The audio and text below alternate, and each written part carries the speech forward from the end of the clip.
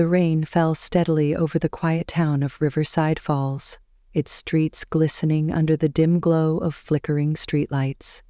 The air was cold, biting through the thin jacket of Harper Shaw, a 27-year-old woman who hurried down the empty sidewalk.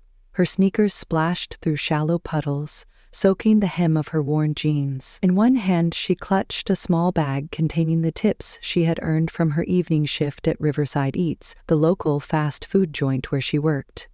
It wasn't much, but it was enough to keep her afloat, barely. Harper's life had always been a balancing act. By day, she attended classes at the community college, studying to become a nurse, a dream she had clung to since she was a teenager. By night, she worked long hours at the restaurant, serving burgers and fries to the same familiar faces. It was a routine she had grown used to, though it left her exhausted and often wondering if her efforts would ever pay off. Her small apartment, located on the edge of town, was a reflection of her life, modest, functional, but far from luxurious. The peeling wallpaper and creaky floors didn't bother her much. It was home, and that was enough. What weighed on her more were the bills stacked on her kitchen counter, reminders of the medical debt her family had accumulated during her mother's long illness. Harper's mother, Margaret Shaw, had been her rock, a woman of quiet strength who had worked tirelessly to provide for her after Harper's father walked out when she was just a child. But years of working multiple jobs had taken their toll, and Margaret's health had deteriorated rapidly. Harper had spent countless nights by her mother's bedside, learning how to care for her in ways the overburdened healthcare system couldn't. It was during those years that Harper's dream of becoming a nurse was born, a way to honor her mother's memory and help others in need. But dreams, Harper often reminded herself, didn't pay the rent. As she turned the corner onto Maple Street, the wind picked up, sending a chill down her spine. She pulled her jacket tighter around her, her thoughts drifting to the future. Would she ever escape the cycle of working just to survive? Would she ever have the chance to truly make a difference? The town of Riverside Falls, with its quiet streets and close-knit community, had always been a place of comfort for Harper, but lately it felt more like a cage. Everyone knew everyone here, and while that familiarity could be comforting, it also meant there was little room for change or escape. The neon sign of Riverside Eats flickered in the distance, its faint hum barely audible over the sound of the rain. Harper glanced at it briefly before continuing on her way. She had grown up in this town, surrounded by its small shops and modest homes, and while she loved its simplicity, she couldn't help but feel like she was meant for something more. Maybe someday, she murmured to herself, the words barely audible over the rain. It was a phrase she had repeated countless times, a mantra to keep herself going, but tonight the words felt hollow, as if the weight of her struggles had finally caught up to her. By the time Harper reached her apartment, her clothes were damp and her fingers were numb from the cold. She unlocked the door and stepped inside, the familiar scent of old wood and faint mildew greeting her. Setting her bag on the counter, she shrugged off her jacket and hung it over the back of a chair. The small space was quiet, save for the faint hum of the refrigerator. Harper glanced at the stack of bills on the counter, her chest tightening. She knew she would have to work extra shifts to make ends meet this month, which meant less time for studying. Sighing, she sat down at the small kitchen table and opened her nursing textbook. The diagrams of human anatomy stared back at her, but her mind was too restless to focus. Instead, her thoughts drifted to her mother, to the nights they had spent together in this very apartment, and to the promise she had made to herself to build a better life. "Maybe someday," she whispered again, this time with a hint of determination. Outside, the rain continued to fall, its steady rhythm a reminder of the life Harper had grown accustomed to, but she had no way of knowing that tonight her life was about to change forever. The rain had turned into a downpour by the time Harper Shaw left her apartment again. She had forgotten to pick up milk on her way home, and though it wasn't urgent, she figured the walk to the corner store would give her a chance to clear her head. Pulling her hood over her damp hair, she stepped out into the cold night. the streets of Riverside Falls eerily quiet. The town had a way of feeling deserted during storms, as if everyone had retreated into their homes to wait out the weather. Harper didn't mind the solitude. In fact, she welcomed it. The sound of the rain was soothing, a steady rhythm that drowned out her worries. As she turned onto Cedar Lane, her thoughts were interrupted by a strange sight. At first, she thought it was just a pile of trash left on the sidewalk, drenched by the relentless rain. But as she drew closer, her breath caught in her throat. It wasn't trash, it was a man. He was lying motionless on the ground, his dark coat soaked through and clinging to his body. His face, pale and drawn, was partially illuminated by the flickering glow of a nearby street lamp. Harper froze for a moment, her heart pounding in her chest. "Sir?" she called out, her voice trembling as she stepped closer. "Are you okay?" There was no response. Panic surged through her, but years of caring for her mother had given Harper a practical instinct in emergencies. She knelt beside the man, her hands shaking as she reached out to check his pulse. It was faint, but it was there. Okay, she muttered to herself, trying to steady her breathing. She tilted his head back, checking his airway. The man wasn't breathing. "Oh, God," Harper whispered, her voice barely audible over the rain. Without hesitation, she placed her hands on his chest and began compressions. The rain lashed at her face, soaking her hair and trickling down her neck, but she didn't falter. "Stay with me," she muttered under her breath, her hands pressing rhythmically against his chest. The street lamp buzzed and flickered, casting eerie shadows over the scene. Harper's mind raced as she worked, the sound of her own breathing loud in her ears. Where had he come from? How long had he been lying here? Finally, after what felt like an eternity, the man gasped sharply, his body convulsing as he drew in a ragged breath. Harper leaned back, relief washing over her. "You're okay," she said, though she knew he clearly wasn't. His eyes fluttered open briefly, revealing a striking shade of green before they closed again. His breathing was shallow, but at least he was alive. The wail of approaching sirens broke through the rain's relentless patter, and Harper exhaled shakily. She hadn't even realized someone had called for help. Moments later, paramedics spilled out of an ambulance, their practice movements taking over as they assessed the man's condition and loaded him onto a stretcher. "Do you know him?" one of the paramedics asked, a young woman with a kind face and a no-nonsense tone. Harper shook her head, brushing a wet strand of hair from her face. "No, I just found him here." "You saved his life," the paramedic said, her voice tinged with admiration. Harper only nodded numbly, stepping back as the medics closed the ambulance doors and sped off into the night, their red and blue lights reflecting off the rain-slicked streets. She stood there for a moment, shivering as the adrenaline began to fade. The town was quiet again, save for the steady rhythm of the rain. A sense of unreality hung over her.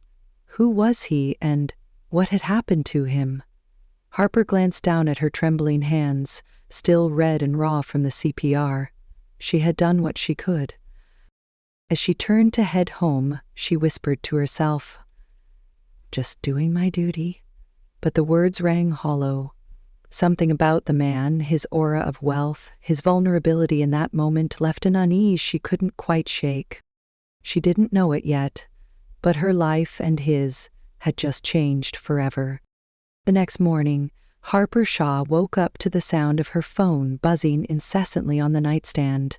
Groaning, she reached for it, her muscles still sore from the night before.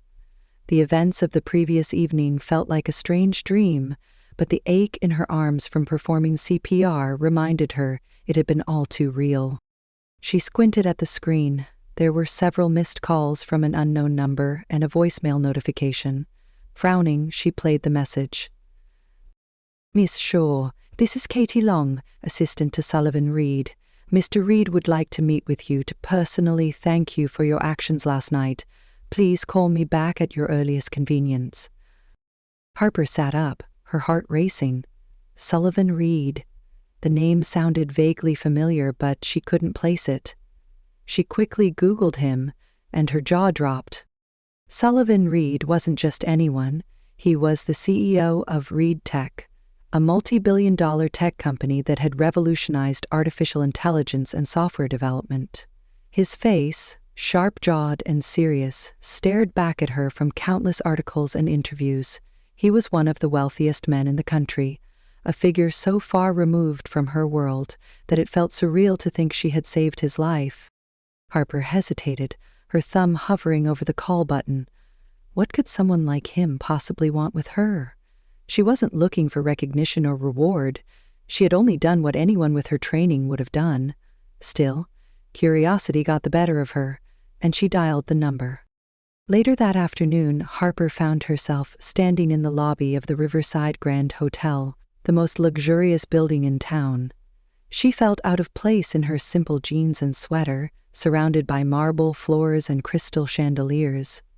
A sharply dressed woman approached her, her heels clicking against the polished floor. "You must be Miss Shaw," the woman said, extending a hand. "I'm Katie Long. Thank you for coming." Harper shook her hand, feeling self-conscious. "It's no problem. I just wasn't expecting all this." Katie smiled politely but didn't respond. Instead, she led Harper to a private suite on the top floor. The room was spacious and modern, with floor-to-ceiling windows that offered a stunning view of the town. Sitting on a sleek leather couch was Sullivan Reed. He looked much better than he had the night before, though there was still a faint pallor to his complexion. He stood as they entered, his green eyes locking onto Harper's. "Miss Shaw," he said, his voice deep and smooth. "Thank you for coming, and more importantly, thank you for saving my life." Harper shifted uncomfortably under his gaze. "I just did what anyone would have done."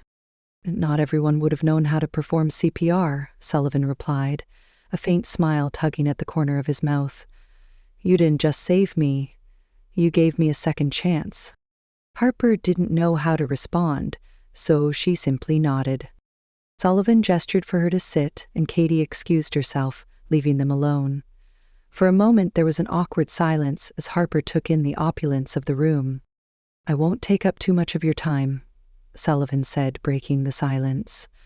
"But I wanted to do more than just thank you. I'd like to offer you an opportunity." Harper blinked, caught off guard. "An opportunity?" Sullivan leaned forward, his expression earnest. "I run a foundation that provides funding for healthcare initiatives in underserved communities.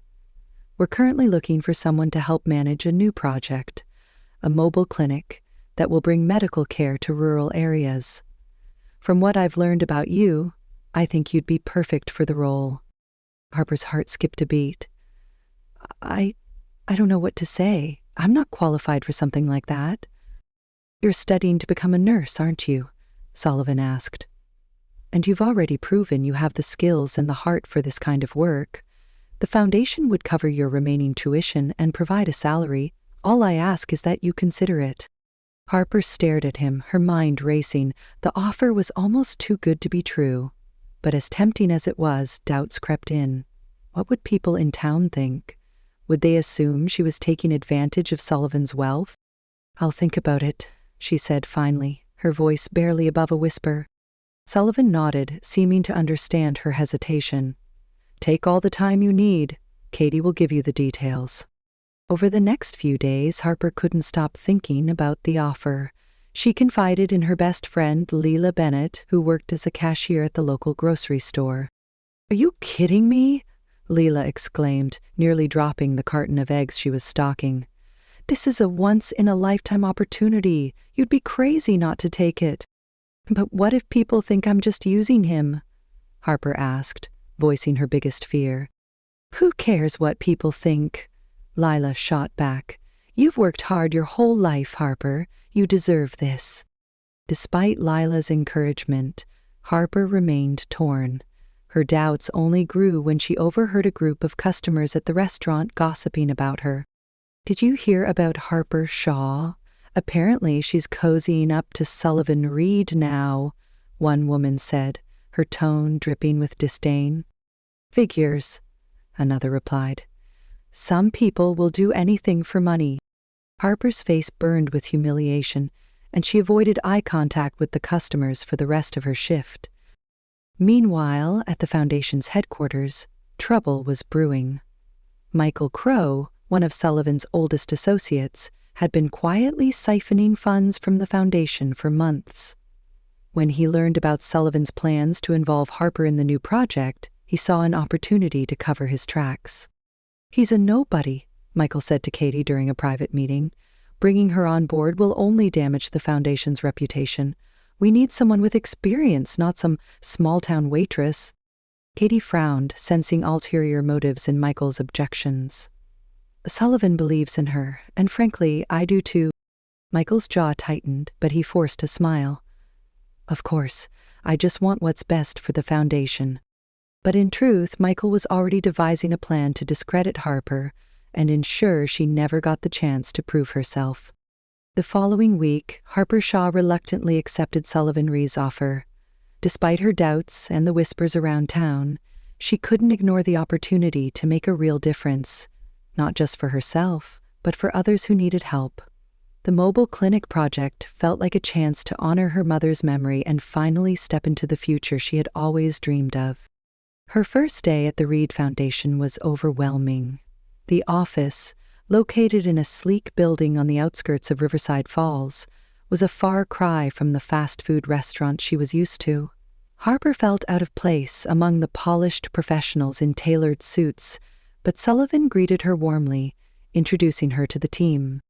"This is Harper Shaw," he said, his voice steady and confident.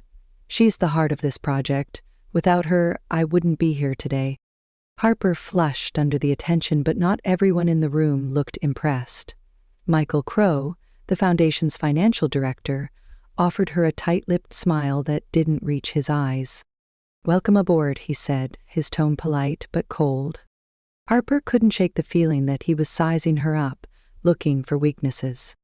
Over the next few weeks, Harper threw herself into the work.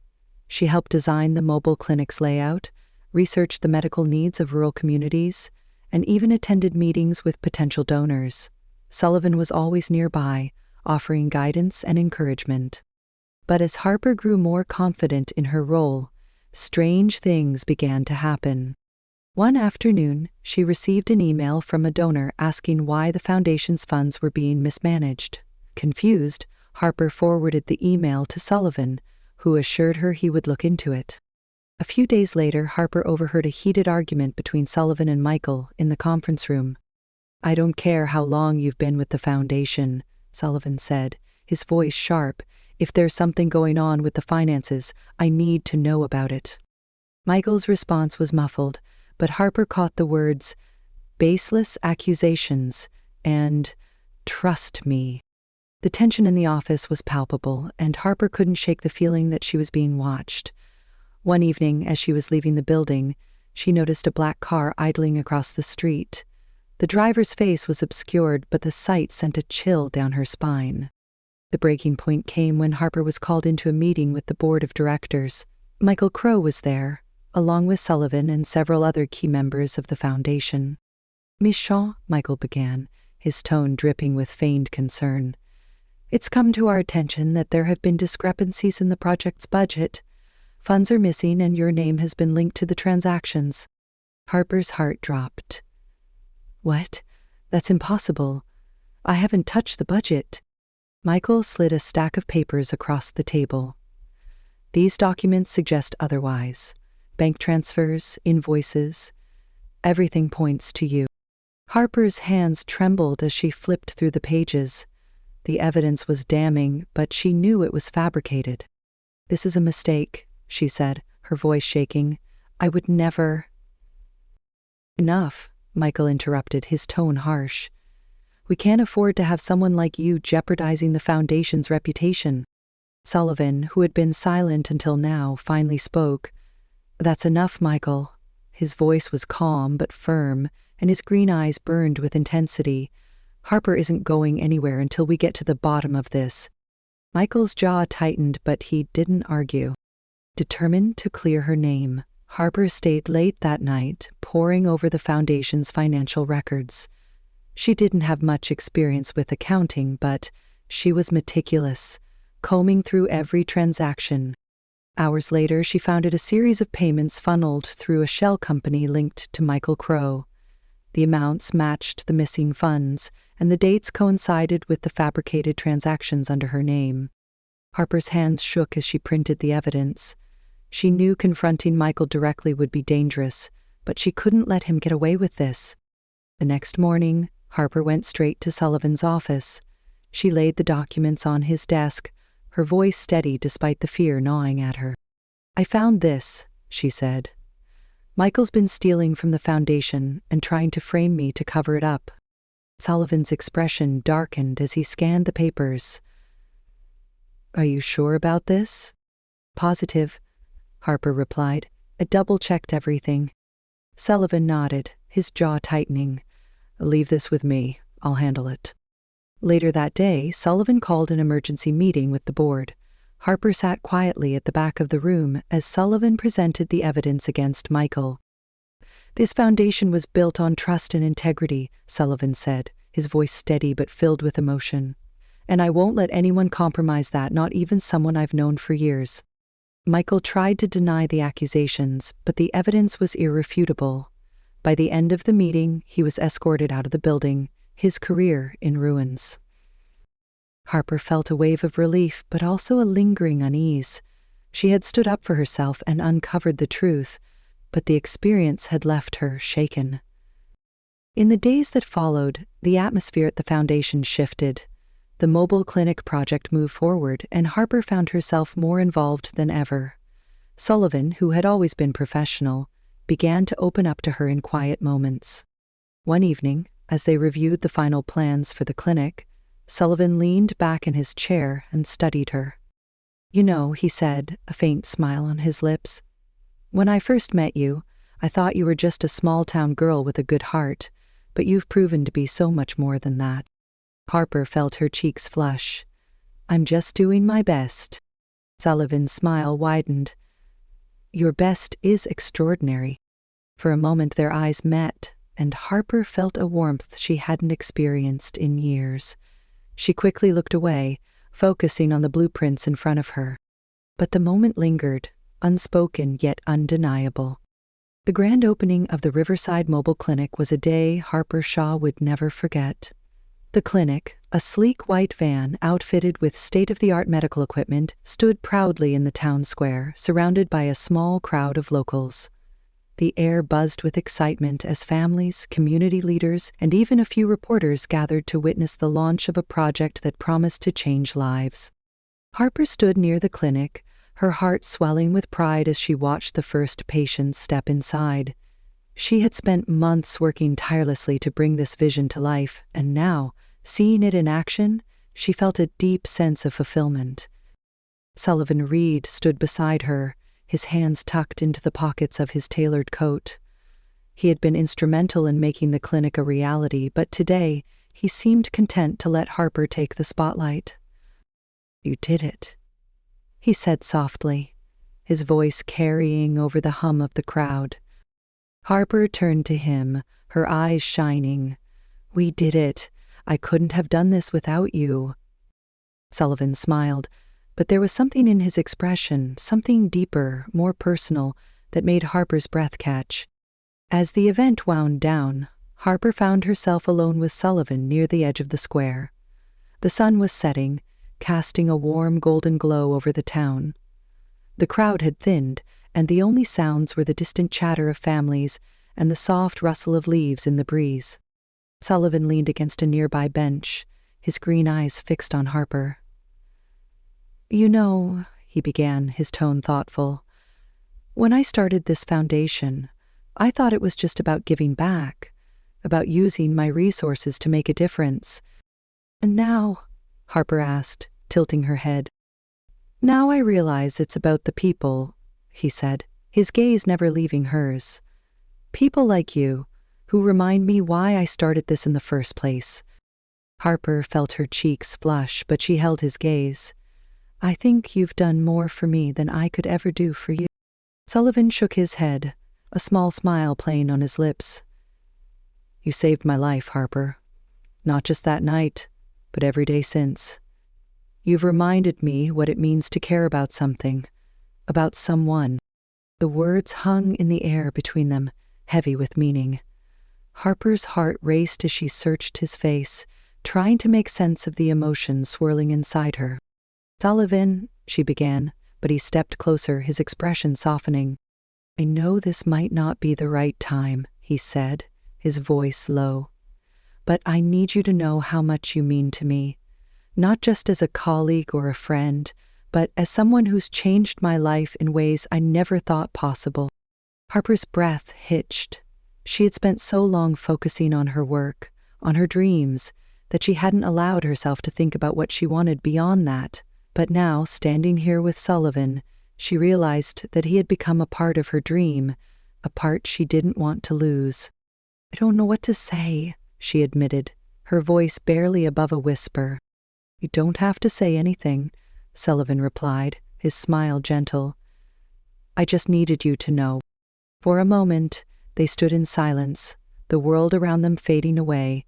Then, slowly, Harper reached out and took his hand. "I don't know where this will go," she said, her voice steady despite the emotions threatening to overwhelm her.